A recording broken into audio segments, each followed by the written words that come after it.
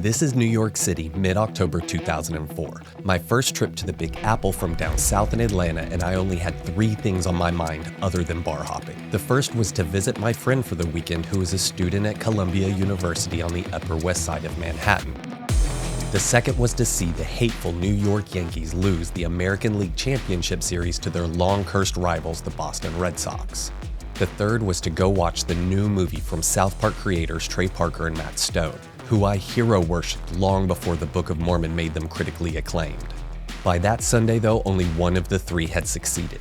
I was with my friend at Columbia, but the bloodied Sox were hemorrhaging losses to the wicked Pinstripes and had reached a critical deficit of 3-0. And perhaps most unfortunately, though hardly unsurprising, my friend had no desire to see a bunch of foul-mouthed marionettes in the theater opening weekend when there was the entirety of New Amsterdam to show me. The omens were grim, and I was flying back to Atlanta the next day. The threadbare Sox and I only had 24 hours to turn the tides of fate. Hello everyone, I'm your screen jockey Justin Neal, and today I'm going to talk about the funniest movie I have ever seen in the theater, and the greatest comeback in Major League Baseball postseason history. As I watched the camera pull back from a hand puppet to reveal another puppet holding it, I suspected that Trey and Matt were not going to let me down. But after losing 3 games in a row to the Yankees, no one thought the team once known as the Boston Americans would recover. What I saw projected in the cinema was a deceptively Herculean effort that only fools would push past the concept stage and actually into production. Inspired by the 60s British television staple Thunderbirds, designed to satirize Jerry Bruckheimer-style action blockbusters, this musical comedy was written as a vilification of both the Bush administration foreign policy and the perceived self-righteousness of Hollywood liberal elites. Shot by the same cinematographer as 1999's epoch-defining wonder hit The Matrix, this sly parody of Michael Bay-level spectacles lobbed non-partisan grenades in every direction, completely unafraid to firebomb every bridge in Hollywood or Washington, whether it was friendly or not, all while trying to make it funny, look great, still work as a movie, and not take itself seriously while parodying a genre that requires serious effort to properly mimic. At a certain point, you forget what made it funny in the first place. But by then it's too late. The only way is forward. That's how the Boston Red Sox felt that Sunday, October 17, 2004 at Fenway Park. No team in history had come back from 3 losses to win the next 4 games in the postseason. This is the story of how Team America World Police beat the Yankees and finally broke the curse of the Bambino. Flashback to the early 90s, and Trey Parker and Matt Stone are seniors at the University of Colorado Boulder, where they shared a similar rebellious spirit, anti-authority sense of humor, and an obsession with the works of British comedy troupe Monty Python. After making several short films together, they decided to make something longer and drew inspiration from some local Colorado lore. Based on a lurid 1874 case involving cannibalism, Alfred Packer the Musical was directed by Parker and made for peanuts on location over the spring break of 1993, using many of the actual locations pertaining to the doomed expedition. You're doomed. You're all doomed. Thank you. Concerned mainly with making themselves laugh, the movie is both awful and commendable considering the spirit and circumstances in which it was made. Barely finishing the film instead of graduating, Trey and the team took the film to Hollywood to sell for as much as they could, getting rejected by every legitimate distribution company in the process until it was bought and released by legendary schlock outfit Troma Entertainment and its oddball founder Lloyd Kaufman. People from Showtime said the movie was unwatchable. The last stop on the train was Troma. Renamed Cannibal the Musical, but not widely distributed because of its niche subject matter, nothing came of the project until it was resuscitated following their later success. Now based in Los Angeles and part of the ever-confounding process of pitching TV show ideas to studio executives, Parker also found the time to write about a pornographic superhero called Orgasmo that spoofed late-night softcore Skinamax movies of the 80s and 90s. After separately creating a cutout cartoon in the summer of '96 about 4 little boys in Colorado that tested terribly, the group was able to secure a $1.3 million budget for Orgasmo off the back of a fake trailer they made to raise funding. Again taking the stance of amusing themselves with little regard to the audience, Orgasmo tells the story of a Mormon missionary who accepts an acting role in a hardcore adult film on the guarantee that they use a for any actual penetration. Penetration? Who's gonna be penetrated? Penetration is when the penis enters an orifice, Joe. Penetration you don't do, but you do have to get nasty with the ladies. That's the deal. Okay, people, let's go! Half financed by a Japanese company that wanted to introduce its talent to Western audiences and full of notable faces from the world of American pornography at the time, Orgasmo got sold at the Toronto International Film Festival for a clean $1 million. Unfortunately, it later got slapped with an NC-17 rating by the MPAA despite showing little actual nudity and made almost nothing at the box office because of its limited capacity to be shown to the public. Oh, DVD shot, huh? I think I'm gonna be sick. Yeah, she's good. Meanwhile, halfway through production on the film, they got a call to say the pilot episode they produced about 4 little cutout boys in a quiet mountain town actually got picked up by the fledgling Comedy Central, and the 6-episode first season began after a heavy marketing campaign in August of 1997. Be sure to watch for Comedy Central's new show, South Park, the story of 4 charming boys and the story of 3 charming boys and their struggles growing up in a small mountain town. Following the sudden success of South Park's first season, Trey and Matt accepted a number of offers for outside work, like the much derided but oddly lovable basketball. Because of these things, the second season of South Park didn't get as much attention and the fan backlash was unmistakable. On top of that, they were also contractually obligated to deliver a feature-length film. Therefore, they had to split their time on the third season, which also suffered because of it. By the spring of 1999, they were hard at work on a movie that few people were excited about, especially Paramount Studios, who thought South Park as a fad was over. The beleaguered view that this was their last stand propelled Parker and Stone to throw everything they could at the movie, disregarding studio notes and doubling down on their anti-authority motivations to be as obnoxious as possible to the people in charge. From the studio's point of view, they had no idea how to market an R-rated cartoon musical, and any attempts to soften the movie were met with belligerent resistance. "It was war," said Matt Stone in 2000. "They were saying, 'Are you telling us how to do our jobs?' And I was going, 'Yes, because you're fucking stupid and don't know what you're doing.'" The duo also had considerable back and forth with the MPAA, initially getting slapped with an NC-17 not because of violence but because of the naughty language, which is ironic because that's the exact premise of the movie. "The ratings board only cared about the dirty words. They're so confused and arbitrary," said Parker to the New York Times. "They didn't blink twice because of the violence." When the movie was finally released into theaters in June of 1999, I didn't know any of that was going on because I was still not a fan of the show. This was right in the middle of one of the best years in cinema, and a South Park movie was the last thing I wanted to see. It took a good friend strong-arming me into the theater to finally see it.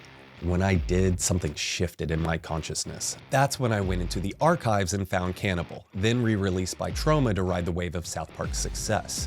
It's also a musical, and you can definitely see the foundations of their later work.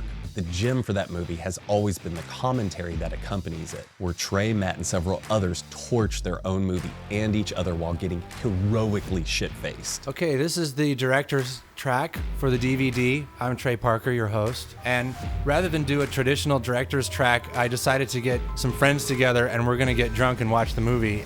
After that, I found Orgasmo, which became a staple of my friends and I who quoted it constantly, because despite its low budget, showed even more of the humor that would go on to define their careers.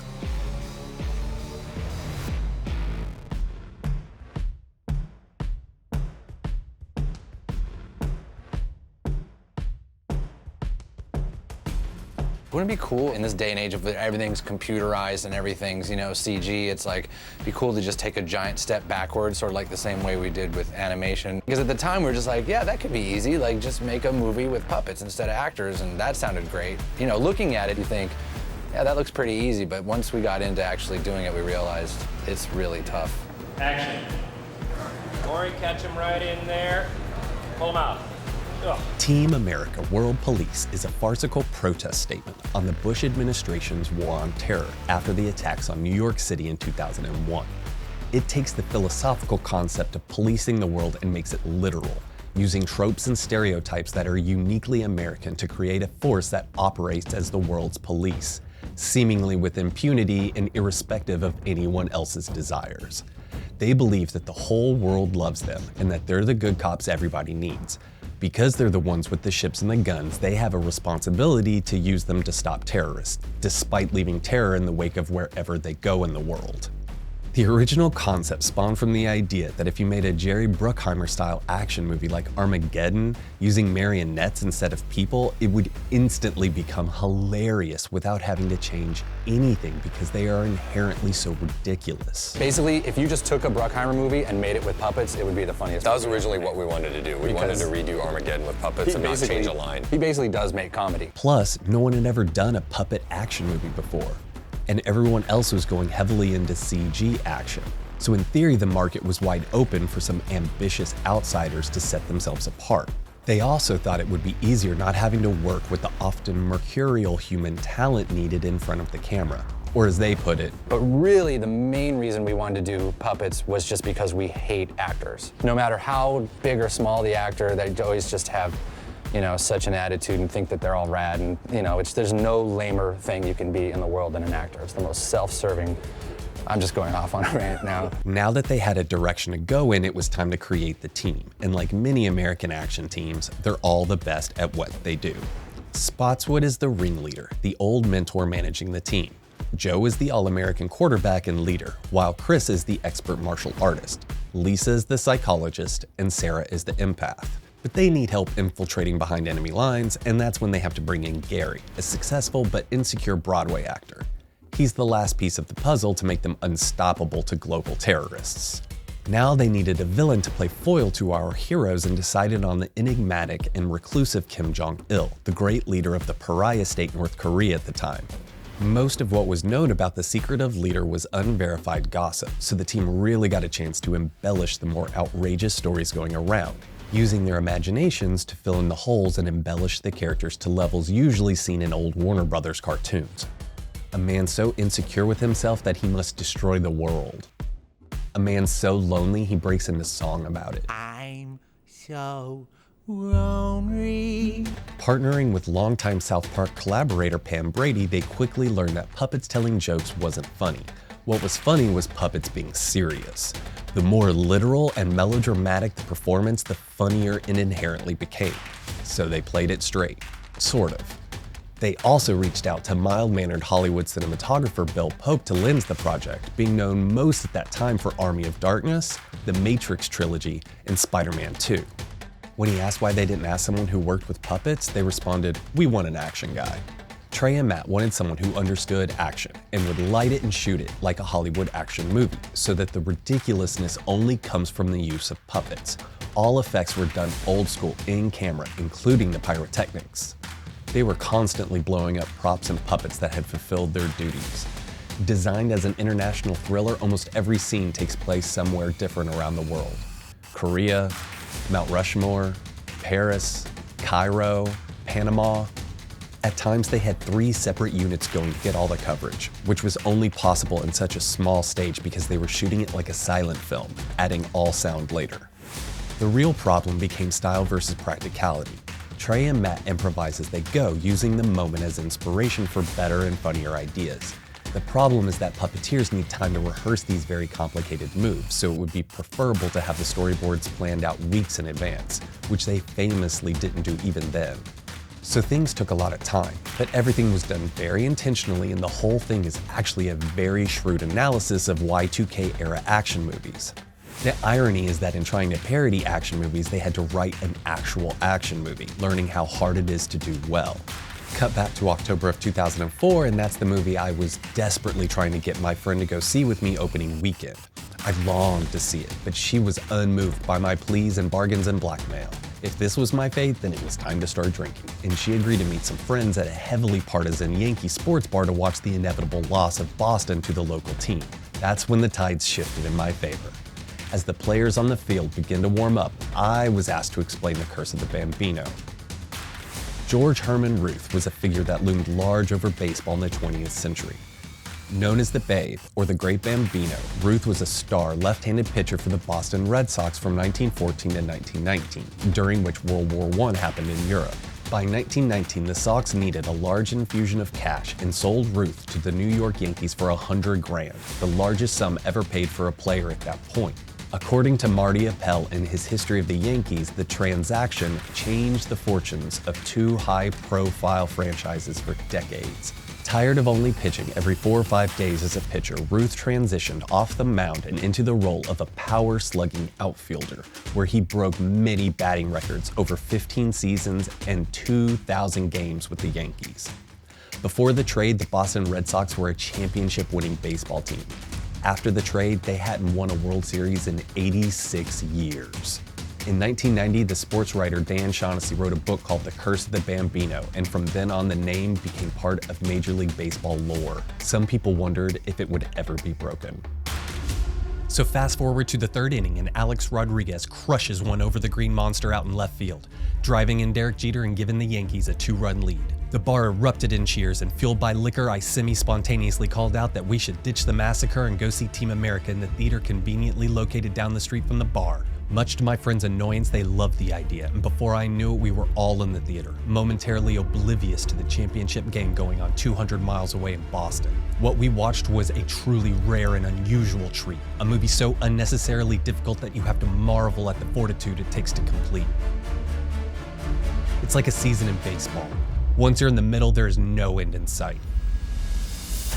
It's not until the very end of months and months of work you get to see if all of those hours were worth it. And while our attention was transfixed on the motion picture, the down but not lost Red Sox were able to score 3 runs in the 5th inning, taking only their second lead in the series. It was short-lived though, and the Yankees reclaimed the lead following a series of singles that led to 2 more runs scored, bringing the Yankees back to the lead at 4-3. This is the score as we left the theater, where I was positively vibrating from laughter all the way back to the bar we left earlier to go see the movie. When we entered, it was the bottom of the 9th inning and Mariano Rivera was on the mound, seemingly sealing the fate of the doomed Sox. Fresh with excitement but in need of libation, I ordered a whiskey from the bar. He asked if I wanted a double and I said, fuck yeah. Fuck yeah. Fuck yeah. Just as Mariano Rivera, the Yankee star closer, allowed a lead-off walk to Kevin Miller, altering the course of baseball history. That walk led to a hit that led to a run that tied the game that led to extra innings. By the bottom of the 12th, I was in proper form, standing on a bench and rallying the Boston fans as Big Papi stepped up to the plate and crushed the ball into the right field stands, walking off the win in my eternal gratitude. The Boston Red Sox went on to win the next 3 games for the championship, something that has never happened before. Then the next 4 games to sweep the Cardinals in the World Series. These 2 events will always be linked to me. That's why Team America World Police is the reason the Boston Red Sox beat the Yankees and made the greatest comeback in baseball history to finally break the curse of the Bambino.